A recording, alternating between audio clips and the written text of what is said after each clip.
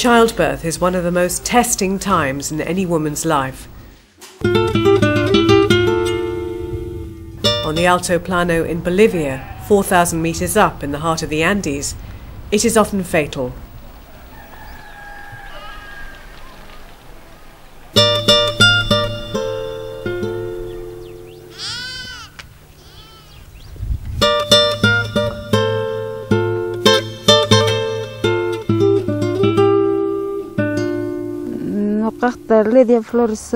My name is Lidia Flores Veturia.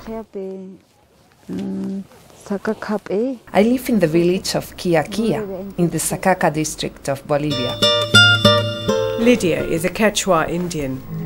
The impoverished Indian communities of the Alto Plano make up nearly 50% of the population of the country. Speaking their own language and practicing their own traditions, they are isolated in many ways from mainstream society. On the Alto Plano, life is harsh and the work is never-ending. I live here with my husband Julian and my two little sons, Zacarias and Christian. Every morning I wake up early and cook the meal for the whole family. While I do this, my husband will feed the bulls.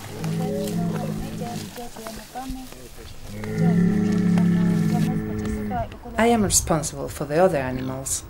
After he has left, I clean up everything and feed the scraps to the pig.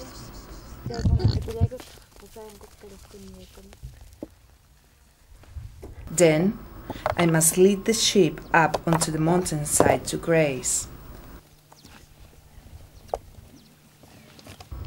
I will stay up on the hills until sunset. Lidia carries out her strenuous daily chores without a thought for the fact that her body is under an extra strain. I'm going to have another child. I'm already 4 months pregnant. This time, I'm hoping for a girl. I need a daughter to help me with the cooking, the cleaning, and looking after these animals. Lidia should be more concerned about her health. According to recent studies, a woman born in Bolivia is over 100 times more likely than a North American to die as a result of pregnancy or childbirth. Bolivia's indigenous Indians are especially vulnerable as they begin their families at a young age and have many children in quick succession. The country has been experiencing a crisis in maternal health, and the problems are not confined to the countryside.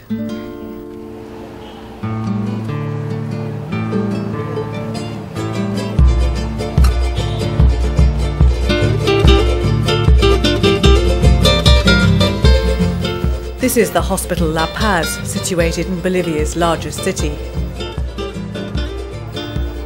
Dr. Conchari and Dr. Ugalde are senior obstetricians in this busy urban clinic.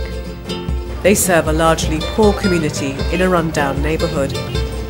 As in most parts of the world, Bolivia has witnessed a large migration to the cities in the last 40 years. All these extra citizens translate to a lot of extra work for the doctors. ¿Cuántas guaguitas siento? 9, bastante, está pateando. Dr. Conchari is overseeing the delivery of Senora Aguilar's baby, one of the many births the doctor must deal with every day. Her delivery is going smoothly, but the situation in Bolivia as a whole is troubled. Nationally, over 5% of mothers do not survive the experience of childbirth. Premature births and perinatal deaths of mothers are far too common for Dr. Ugalde's liking. In his eyes, there is a clear underlying cause. One of the most pressing problems in Bolivia, related to the poverty and low social status of many families here, is chronic malnutrition. This, in turn, is causing a condition that affects both mothers and their newborns, anemia. Over 65% of the mothers giving birth at this hospital have anemia. Their poorly nourished bodies have great difficulty dealing with the traumas of childbirth. It should worry everyone, not just us in the medical profession, because this is a problem that affects a high proportion of the population. If you don't recognize anemia as one of the key causal factors in other deadly conditions in childbirth, then you are making a big error. Senora Aguilar and her baby are fine, but the malnutrition that leads to so much suffering is a chronic problem in her country.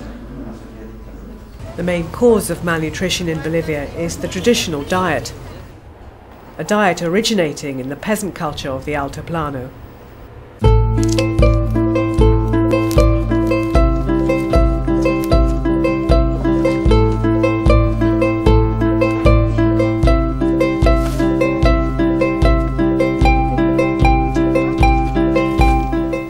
The diet is simple, one that has developed as a result of culture and necessity.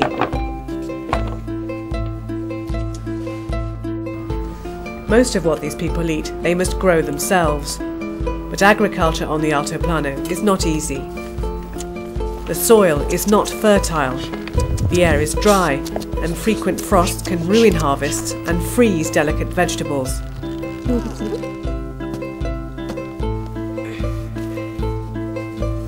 The backbone of agriculture here is the potato, eaten fresh or dried, and this is supported by various grain crops such as barley, wheat and corn.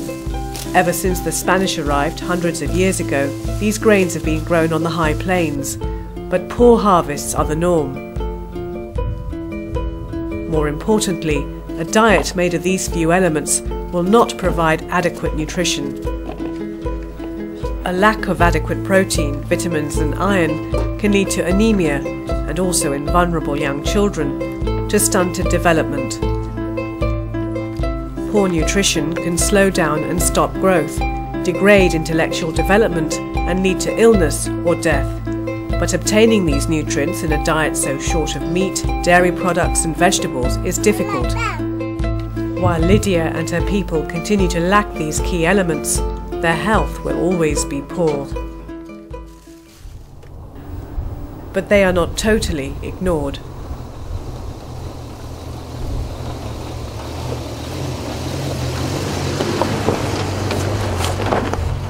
On board the four-wheel drive is a rural nurse. She is committed to improving the health of these villagers in the clouds. My name is Gladys Caballero Aracena. I am responsible for looking after children's health here in the district of Potosí. Women like Gladys are crucial to these isolated communities. All too often they're too far away and too high up to figure in most people's minds. On her way to the villages, Gladys is making a stop at Sakaka District Hospital. Although its facilities are basic, it is the most well-equipped medical centre within a 6-hour drive. She joins local Dr. Ayala to visit a new mother who gave birth the night before.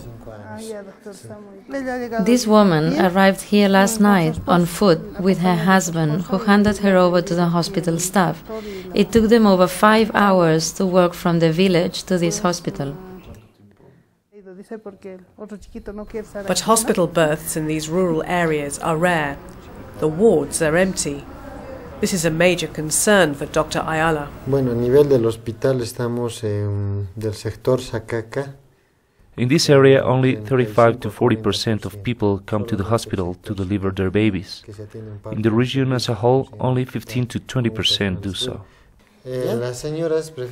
Often, the women prefer to deliver their babies at home because of the time it takes to get to the hospital. Their husbands help them, but there are risks because they are not medically trained. Poor roads and limited transportation provide one explanation why so few expectant mothers make it to hospital. But ignorance of the risks is another potent reason. Lydia is typical of the women who choose to give birth at home.